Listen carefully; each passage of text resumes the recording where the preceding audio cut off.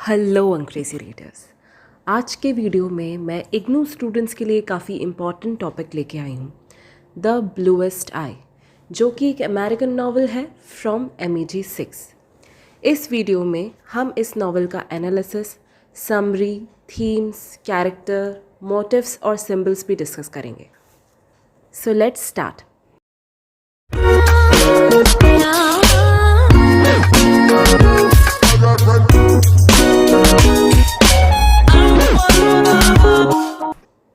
The bluest eyes एक American novel है जिसको टोनी मॉरिसन के द्वारा लिखा गया है, जो कि एक नोबेल प्राइज़ विनर भी थी।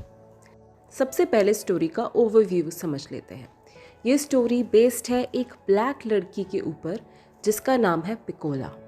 पिकोला की दोस्त क्लॉडिया 1940s में हुए पास्ट इवेंट्स को याद करके पिकोला की स्टोरी नरेट करती है। इस स्टोरी को 4 सीजन्स में डिवाइड किया गया है: spring, summer, autumn and winter. Pecola को ऐसा लगता था उसके साथ डिस्क्रिमिनेशन होता है, इसलिए उसे ऐसा लगा कि अगर उसके पास ब्लू आइज होंगी तो लोग उसे पसंद करने लगेंगे। Let's first see the character list.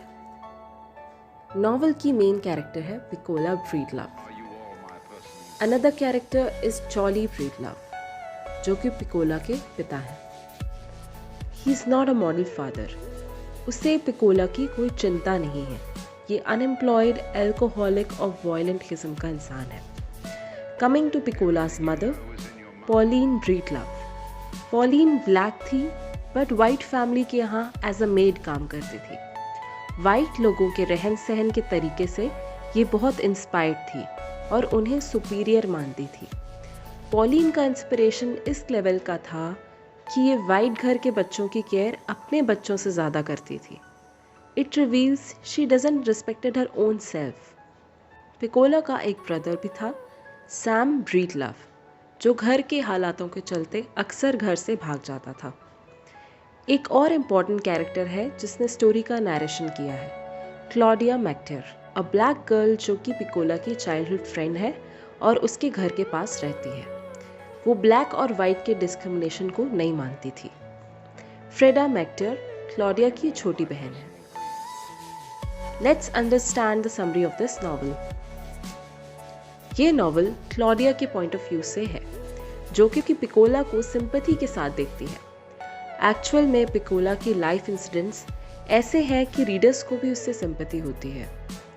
Being a black girl, पिकोला जो डिस्क्रिमिनेशन फेस करती है उससे लगता है कि वो अगली है और शायद उससे ब्लू आइज मिल जाए तो लोग उसे प्यार करने लगेंगे। उसका ऐसा फील करना बिल्कुल ऑब्वियस है, क्योंकि जो अटेंशन और लव उसको अपनी फैमिली से मिलना था वो उसे नहीं मिलता। उसके फादर एक एल्कोहलिक इंसान थे और उसकी मदर ज़्यादातर काम के सिलसिले में दूर रहती थी। पिकोला क्लॉडिया और फ्रेडा से मिलती है जब पिकोला के फादर उसके घर को आग लगाने की कोशिश करते हैं। मैक्टर फैमिली को पिकोला पर दया आती है और इसलिए वो इस फैमिली के साथ रहने लगती है। इस नॉवल की खास बात यह है कि ये सिर्फ पिकोला की स्टोरी नहीं है। इसमें हर कैरेक्टर की अपनी एक स्टोरी है, जिससे पता चलता है कि अगर आज ये कैरेक्टर ऐसा है तो उसके पीछे रीज़न क्या है। चॉली ब्रीडलव का चाइल्डहुड भी काफ़ी डिफ़िकल्ट रहा, जहाँ उसके पेरेंट्स ने उसे छोड़ दिया था। Lack of family love might be the reason वो अपने बच्चों को भी सही अटेंशन और प्यार नहीं दे पाया। बीइंग अ ब्लैक, उसने भी डिस्क्रिमिनेशन झेली, जिसमें सबसे अगली था his first sexual encounter. Life से दुखी चॉली ने अपने फादर को ढूंढने की कोशिश भी की, बट पाया कि वो बस एक ड्रंकयार्ड था। इससे उसने अपने जीवन से उम्मीदें छोड़ दी। दूसरी तरफ पॉलीन की भी अपनी एक कहानी है। She entered self loathing. वो हॉलीवुड मूवीज़ देखना पसंद करती थी। वो वाइट्स को सुपीरियर मानती थी। उसे ऐसा लगता था कि वाइट लोग के बीच काम करके और उनके तौर तरीकों के बीच वो भी थोड़ी बेटर हो सकती है।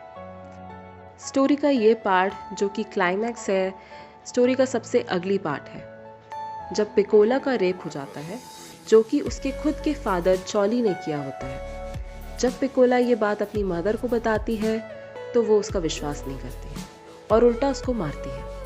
तभी क्लॉडिया और फ्रेडा को पता चलता है कि पिकोला प्रेग्नेंट है। दूसरे लोगों के ओपिनियन से अलग ये दो लड़कियां पिकोला के हेल्दी बेबी होने के लिए प्रे करती हैं।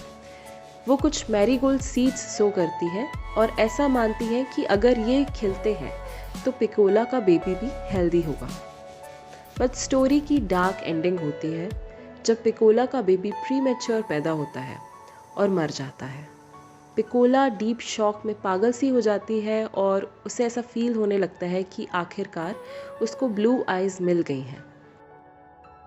ये नॉवल ये बताना चाहती है कि इस सोसाइटी में डिस्क्रिमिनेशन इतना डीप रूटेड है कि पिकोला को ब्लू आइज सिर्फ पागल होकर ही मिल सकती हैं। ब्लू आइज सिर्फ ब्यूटीफुल होने का सिंबल ही नहीं है, बल्कि इसका डीप मीनिंग भी है। ये इस नोशन पे बेस्ड है कि हम दुनिया को किस नज़रिए से देखते हैं और दुनिया भी हमें किस नज़रिए से देखती है। पिकोला अपने आप को अगली मानती थी और ब्लू आइज चाहती थी। ब्लू आइज से उसका मतलब था कि वो अलग नज़रिया चाहती थी, जहाँ वो दुनिया की बातों को भूल के अपने रियल सेल्फ को देख सके और जान सके कि वो भी ब्यूटीफुल है। Let's explore the themes of this novel.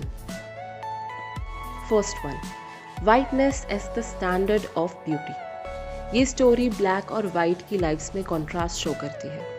अक्सर वाइट चीज़ों को अच्छा और ब्लैक को बुरा माना जाता है। ऐसा डिस्क्रिमिनेशन इंसानों में भी होता है। ब्रीडलव फैमिली एक ब्लैक फैमिली थी जो इसी डिस्क्रिमिनेशन का शिकार थी। पॉलिन का सेल्फ लोदिंग की स्टेट में होना और वाइट्स को वर्शिप करना, चॉली ब्रीडलव का सेक्सुअल इंटरकोर्स के दौरान ह्यूमिलेट होना, पिकोला को ब्लैक बिच बोलना और उसका मजाक उड़ाना, इसके कुछ एविडेंसेस हैं। हालांकि यहाँ एक और कैरेक्टर है क्लॉडिया, जो वाइट सुपीरियॉरिटी को रिजेक्ट करती है। Second, power of stories. Her character की अपनी एक स्टोरी है जो उनकी लाइफ और उनके फ्यूचर चॉइसेस को शेप करती है। Third, sexuality. Young females are ignorant to their sexuality. जैसे पिकोला को अपने फर्स्ट पीरियड पे समझ नहीं आता उसके साथ क्या हुआ। सेकेंडली, जो एडल्ट फीमेल्स थीं उनकी सेक्सुअलिटी के ऊपर कुछ अलग परसेप्शन थे। वो समझती थी एक औरत की ये ड्यूटी है कि वो अपने हस्बैंड को प्लीज़ करे। Another part of the same theme is violent and tragic sexual experiences, जैसे कि पिकोला का रेप, फ्रेडा का लैंडलॉर्ड से एक्सप्लॉयटेशन और चॉली ब्रीडलव का अगली sexual experience. Fourth, home and family. इस नॉवल में दो घरों के बीच में कॉन्ट्रास्ट शो किया है, ब्रीडलव फैमिली एंड मैक्टर फैमिली। दोनों फैमिली इन्वायरमेंट अलग है जो उनके बच्चों की अपब्रिंगिंग को अफेक्ट करते हैं। ब्रीडलव फैमिली सेल्फ लव नहीं समझती। डिस्क्रिमिनेशन फेस करने पे ये वॉयलेंट अनसक्सेसफुल बन जाती हैं। उनकी मैरिज तो सक्सेसफुल नहीं होती, साथ ही उनके बच्चों की अपब्रिंगिंग भी ठीक तरीके से नहीं हो पाती, जिसका हर्जाना पिकोला जैसी बच्ची को झेलना पड़ता है। On the other hand, another black family, MacTeers, इनको पॉजिटिव लाइट में शो किया है। मैक्टर्स अपने बच्चों को लव, केयर और प्रोटेक्शन देते हैं। उनको अपनी मदर से सेक्सुअलिटी जैसे सब्जेक्ट्स पर भी गाइडेंस मिलती है। अच्छी अपब्रिंगिंग और होम एनवायरनमेंट का असर हम क्लॉडिया के कैरेक्टर से देख सकते हैं, जो वाइट सुपीरियरिटी को नहीं मानती। उसका ऐसा मानना ये प्रूव करता है कि बीइंग अ ब्लैक, वो पिकोला की तरह खुद को अगली नहीं समझती है। Now let us come to the motives. First, Dick and Jane narrative. It's a novel in English जो कि वाइट लोगों की परफेक्ट लाइफ को पोर्ट्रे करता है। पिकोला भी वाइट लोगों की तरीके को एडमायर करती थी। Seasons and nature. इस नॉवल को 4 सीजन्स में डिवाइड किया है। हर सीजन कुछ रिप्रेजेंट करता है, बट हर सीजन में जो पिकोला के साथ इंसिडेंट्स होते हैं वो उन सीजन्स के रिप्रेजेंटेशन से टोटली ऑपोजिट है। ऑटम हार्वेस्टिंग का सीजन होता है, लेकिन नॉवल के इस पार्ट में पिकोला का बेबी मर जाता है।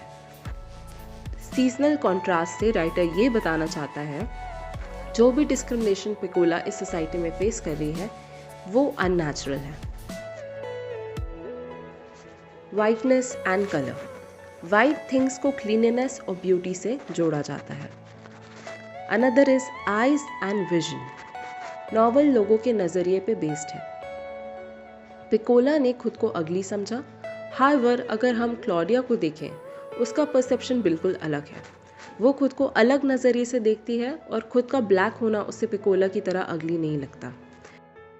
नॉवल में कुछ सिंबल्स भी यूज़ किए हुए हैं। Let's focus on that. Bluest eyes. यहाँ पे ब्लू सिर्फ एक कलर नहीं बल्कि ब्लू का मतलब सैडनेस भी माना जा सकता है। Bluest eye here means the saddest eye. Eye का use as a pun eye की तरह। The marigold. क्लॉडिया ने मैरीगोल्ड सीड्स लगाए थे जो पिकोला की बेबी की सेफ्टी रिप्रेजेंट करते हैं। Claudia states that marigold did not grow anywhere in nation because the earth was hostile to certain kinds of flowers. इसका मेटाफोरिकल मीनिंग है। फ्लावर्स का मतलब है ब्लैक पॉपुलेशन जो कभी ब्लूम नहीं कर पाते या खुश नहीं रह पाते क्योंकि अर्थ हॉस्टाइल है या सोसाइटी इन लोगों के प्रति अनजस्ट है। Few important points. Now there are few more important points that we should discuss. Why Piccola didn't decide lighter skin but blue eyes? Piccola ने lighter skin की नहीं बल्कि blue eyes की wish मांगी। उसकी wish से पता चलता है कि she wanted to see things differently as much as she wanted to be seen differently. Moreover Tony Morrison ने इस नावल में ब्लैक और वाइट रिलेशन नहीं बल्कि इंसान के खुद के साथ रिलेशंस पे ज़्यादा फोकस किया है।